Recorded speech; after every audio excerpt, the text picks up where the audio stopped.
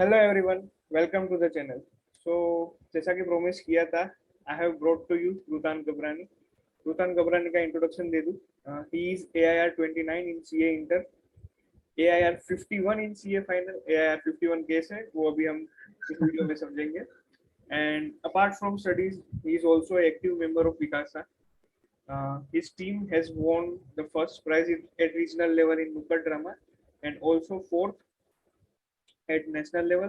He is also Mr. Vikasa, runner of Mr. Vikasa, and so on and so forth. मतलब सिर्फ पढ़ाकू कीड़ा नहीं है.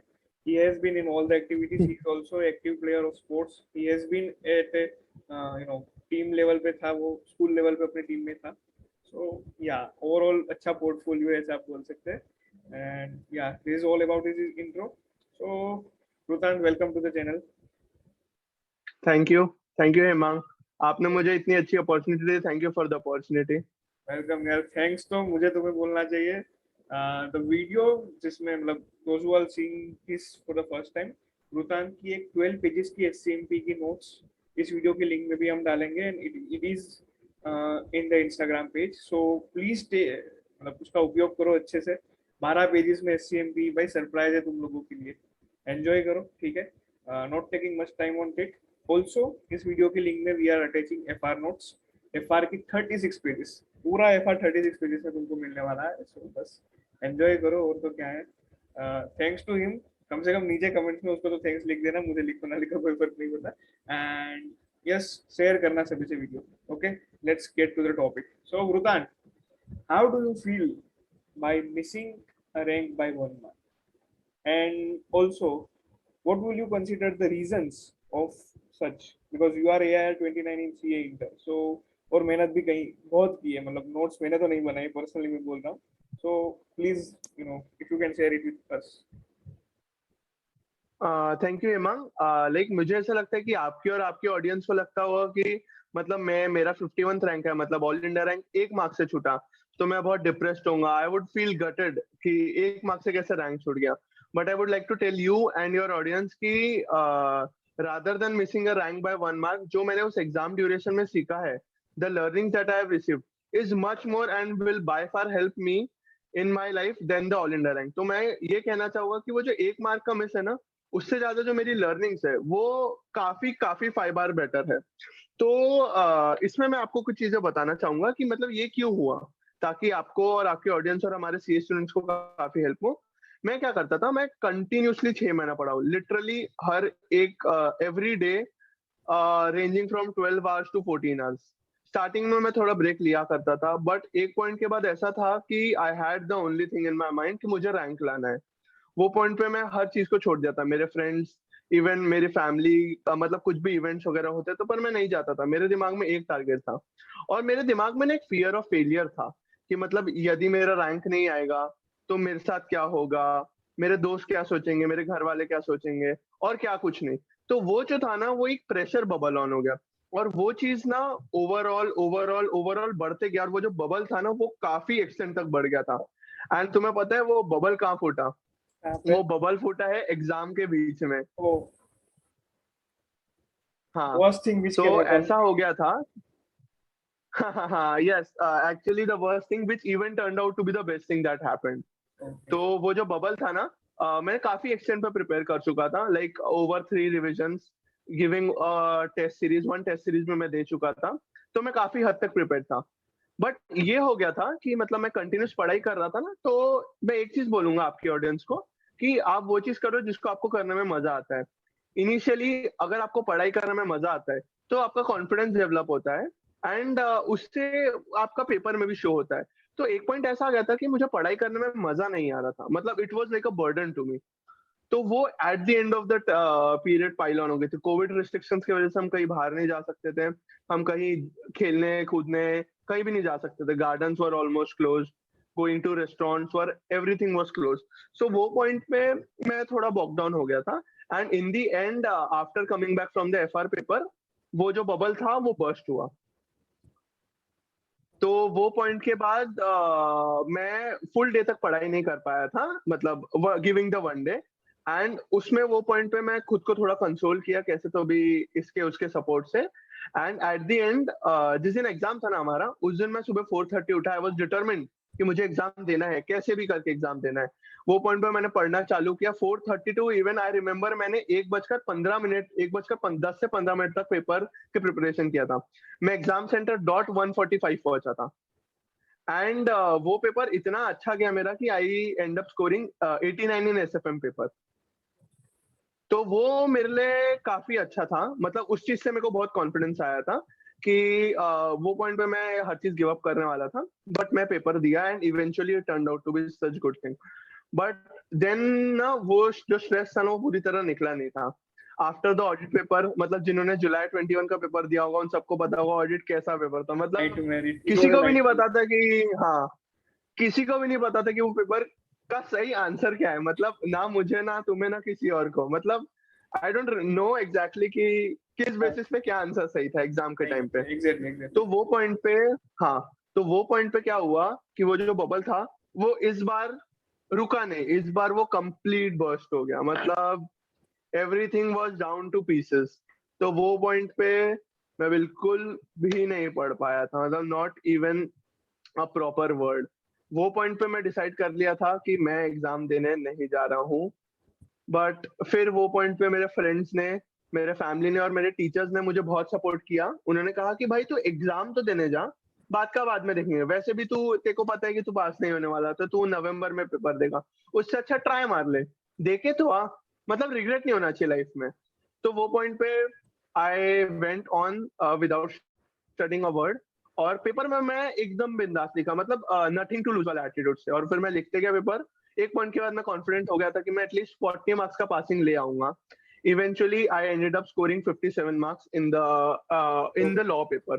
तो वो पॉइंट पे मुझे काफी कुछ सीखने मिला। तो मैं आपको ना मेरे इस थिंग से मैं 3 लर्निंग्स आपको बताऊंगा जो शायद आपके लिए और आपके ऑडियंस के लिए काफी हेल्पफुल होगा। The first thing is not at all to take stress. मैंने जो गलती की है मैं वो भुगता हूँ, बट उससे मुझे भी काफी एक्सपीरियंस है और आपके ऑडियंस के लिए भी काफी हेल्पफुल होगा। कभी स्ट्रेस नहीं लेना आपको। मतलब इट इज यार, it is not that difficult. अगर आप फ्लो में बढ़ो बिना स्ट्रेस लेके, बिना टेंशन के, तो it is easy to crack. Easy नहीं, मतलब इट इज डिफिकल्ट, बट अगर आपके पास सब फैक्टर्स हाथ में है, आप कॉन्फिडेंटली अच्छे से पढ़े हो, तो it could be done, it can be done, and we both have done. तो फर्स्ट थिंग इज स्ट्रेस कभी नहीं लेना। और second thing is always do things that make you happy. या तो आप क्रिकेट खेलो या तो आप फुटबॉल खेलो। अभी तो रिस्ट्रिक्शंस बंद है, तो आप थोड़ा टाइम निकालो पढ़ाई के अलावा, half an hour, 1 hour, 1.5 hour. Like मैं ये करता था, मैं तारक मेहता का उल्टा चश्मा देखता था, तो वो चीज मेरे लिए थोड़ी हेल्पफुल थी। थर्ड थिंग इज, मैं एक आपको ये कहना चाहूंगा कि हार्डवर्क जो आपने किया है वो कभी ना कभी आपको रिजल्ट देंगे। ये चीज मैं आपको बताना चाहता हूँ कि जो मैंने पहले के 6 महीने में एकदम थरोली पढ़ा था, तो वो चीज ना मैं ऑडिट के पेपर में बिना पढ़े जाया था, लॉ के पेपर में। बट स्टिल मैं वो पेपर लिख पाया क्योंकि मैंने वो 6 महीने हार्ड प्रिपरेशन किया था। इसलिए आपको हार्डवर्क करना ही पड़ेगा। सीए में तो हार्डवर्क करना ही है। तो ये आई गेस मैं ये आंसर देना चाहता हूँ। I hope it helps. It really helps, and to be honest, ये बताता है कि how you have a very positive attitude. मैं सच बोलता हूँ, मतलब if I say about me personally, hmm 13 mark का मुझे रिग्रेट रहता है कि भाई 13 मार्क, बट अल्टीमेटली वो रिग्रेट नहीं है, बिकॉज मतलब I have told it in my many videos, and मैं खुद मानता हूँ कि देख, उस समय पे जितना पॉजिटिव और जितना बनता था वो सब किया। अभी 13 मार्क नहीं आए हैं, hmm it may be luck, it may be hard work, but I don't regret it. Yes, and regrets का कोई बिल्कुल फायदा नहीं बिल्कुल। है। Life is too short to have regrets, जो हाँ, बोलते हैं ना, exactly, it yes is yes to yes. Short to have any regrets. So मतलब hmm to all the people out there, मतलब 1 मार्क से rank, he is saying he is not regretful, पर मुझे और उसको दोनों को पता है कि कितनी अपॉर्चुनिटी लूज आउट हुई है because of 1 mark of rank. Okay, but hmm still he is happy. So positive attitude life में बहुत जरूरी है। मैं आपको एक चीज शेयर करना चाहूंगा। एग्जाम ड्यूरेशंस में ऐसा हो रहा था कि what was the thing that I, हाँ, तो मैं ये कहना चाहूंगा आपकी ऑडियंस को, जैसे मैंने आपको कहा था कि मैंने बहुत स्ट्रेस लिया था, बट एग्जाम ड्यूरेशन के एक दिन पहले जब मेरे पूरे फ्रेंड्स बहुत स्ट्रेस में थे कि भाई क्या होगा कल, पास होंगे कि फेल होंगे, क्या होगा क्या नहीं होगा, वो पॉइंट पे मैं एकदम चिल आउट था। क्योंकि मैं उनको कहा था कि मेरे को जितना स्ट्रेस लेना था मैंने एग्जाम ड्यूरेशन में पूरा ले लिया। आई एम फ्री, मतलब I know, I will accept what will the result be and I will move on. जो चीज की थी उसका मेहनत का फल ऑब्वियसली मिलेगा। और एक और फाइनल चीज सब ऑडियंस के लिए, ये चीज याद रखना है, बहुत लोगों ने कहा है CA is not life, CA is just a part of life. Exactly, मतलब this is one of the important life जो मैं आप we all are listening, but you know anyhow हम उसे भूल जाते हैं यहाँ। We try to neglect it. Health पे बहुत इफेक्ट, मतलब I have seen people who have suffered physically and mentally both during the CA final preparation, बहुत लोग। एंड यू नो मतलब to be honest, why I have brought in here is कि we eventually met up, मतलब खुदा की दास्तां या जो भी बोलो, we met and I heard him and I said कि नहीं यार ये तो वीडियो बनना जरूरी है। and again मतलब he has given you notes, तो यार इस वीडियो को मतलब सी नोट्स वगैरह ठीक है वो तो तुमको कहीं से भी मिल जाएंगे, बट जो इसका एक्सपीरियंस है वो आई थिंक सो तुम्हें कहीं और पे नहीं मिलेगा। And he has portrayed it very well and you know I would like to thank Bhutan for that. And you know last video जो इस चैनल पे था यश का, you have seen him, he was also a chilled person. उसने तो stress जरा भी नहीं आया, ही पास्ड इट। इसने स्ट्रेस लिया, ही पास्ड। तो हो सकता है बिना स्ट्रेस के भी हो सकता है, मतलब आई एम नॉट सेइंग कि स्ट्रेस मत लो, but in specified quantity. See stress is good, but over stress will eventually impact your health, वो फॉर श्योर है। लॉन्ग रन में तो लॉन्ग रन में it will impact your health. So पढ़ो लिखो। और मैं तो बोलता हूँ, मैंने खुद बोला है, मतलब लाइक वृतांत, मतलब वृतांत का फोर्थ पेपर के बाद मुझे नहीं पता है, बट अपना फोर्थ पेपर के बाद अपने मस्त 5 फ्रेंड्स की मतलब क्या बोलते हैं एपिसोड्स देख लिए थे, क्योंकि in a way I was also like खत्म ही नहीं हो रहा यार ये तो, because that 15 days are too much. And as I have said कि भाई वो 1.5 दिन तुम्हें कंट्रोल करना पड़ेगा। एंड फॉर दैट मतलब he bust out it. I would say कि भाई अगर जो वो नहीं करना है, you should continue with some of the activity.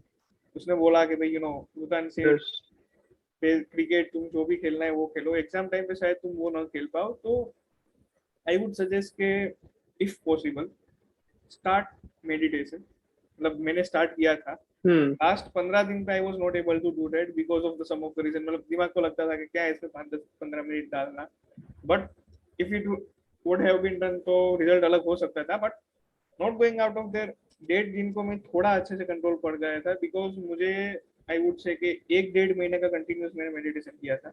I would suggest the apps, मैं डिस्क्रिप्शन में वो एप्स दे दूंगा, they are free of cost. एक बहुत अच्छा ऐप है जो एवरीडे तुमको सिर्फ 5 मिनट्स मेडिटेशन करना है, ओनली 4-5 मिनट्स। एंड यस बहुत मस्त ऐप है। एवरी दिन 5 मिनट, 21 दिन में वो तुम्हारा व्हाट आई वुड से तुम्हारी आदत लगा देगा।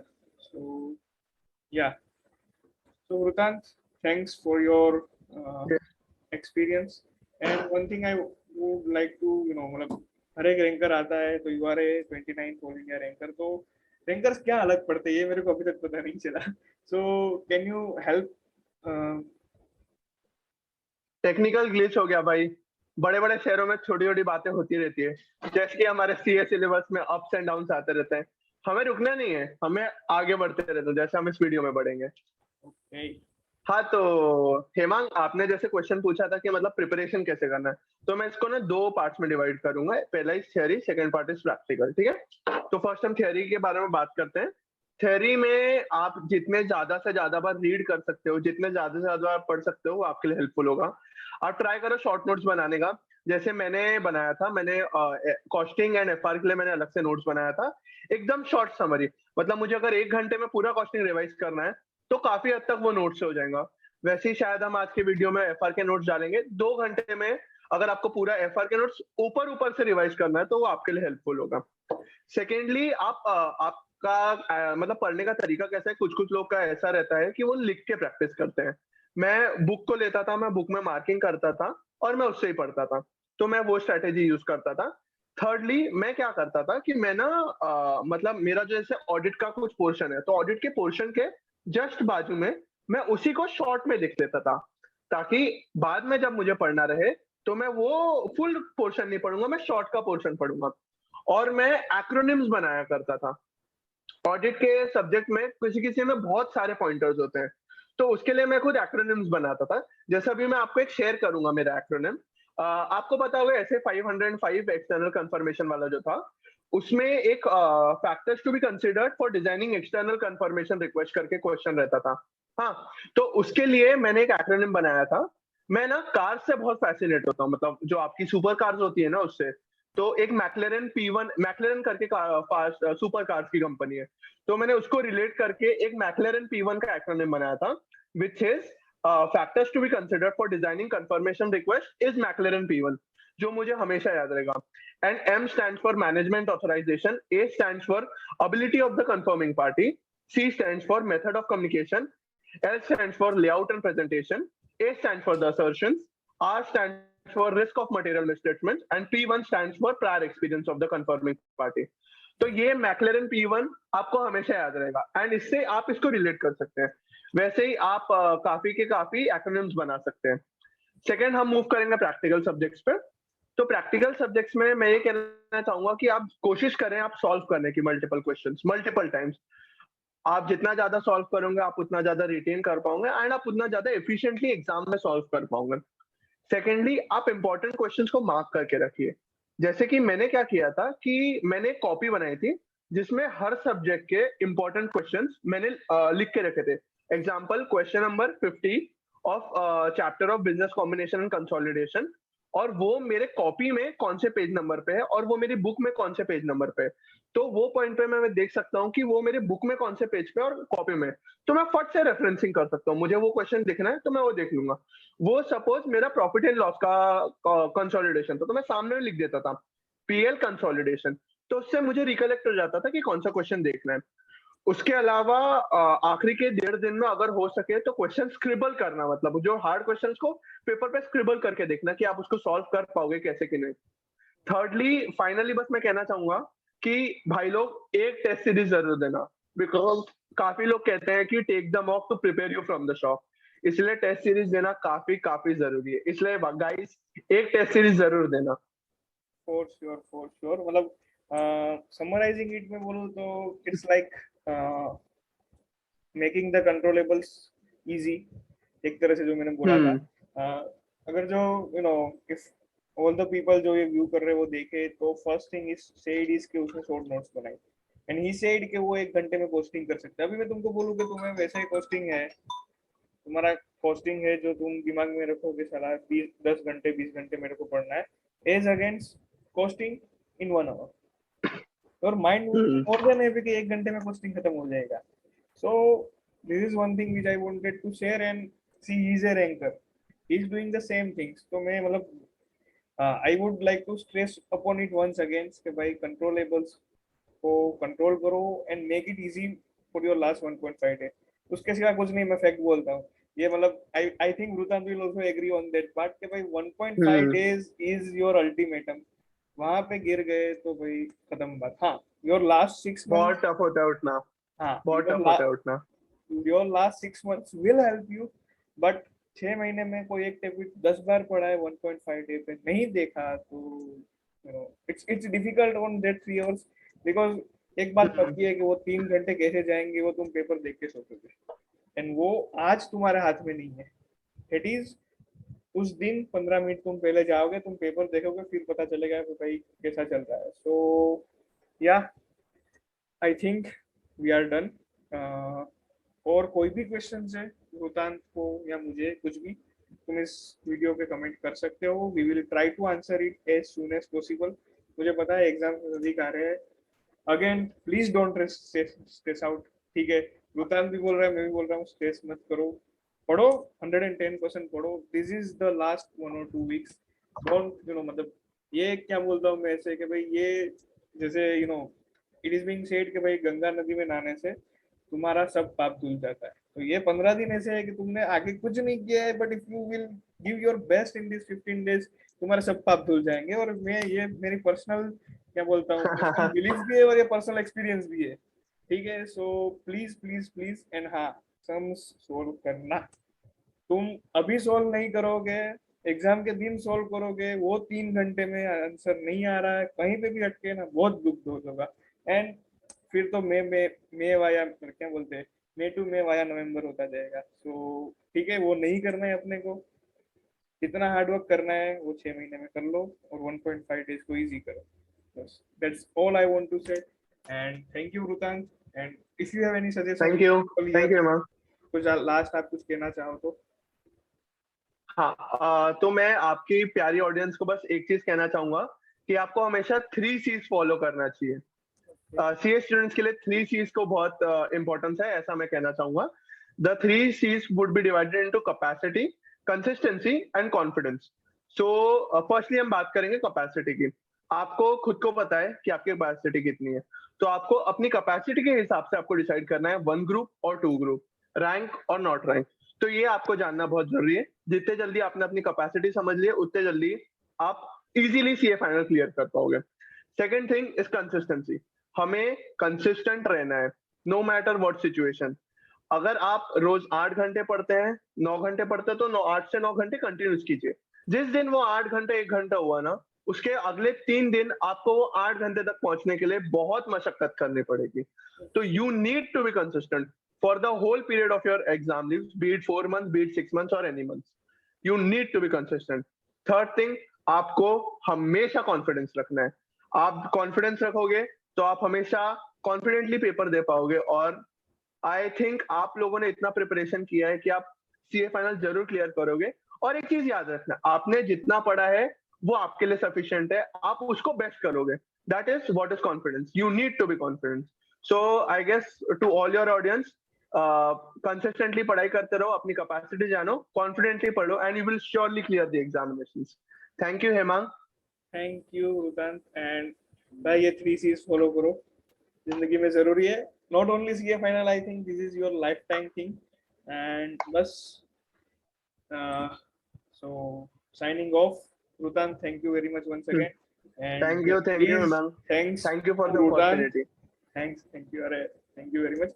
सब लोग नोट्स की लिंक इसमें आ जाएगी, सो प्लीज यूज करना इस नोट्स को. तुम्हारा एफआर का पेपर है, इसलिए वी ट्राइड कि हम आज ये रिकॉर्ड करके आज ही डाल दें, जिससे कि you will also get help. तुम्हें भी पता चल जाए तुम इसके ऊपर कितना रिलाई करना चाहते हो, या तुम अपने अनुसार ये 15 डेज में उसके नोट्स अपनी तरह से बनाना चाहते हो. It's upon your.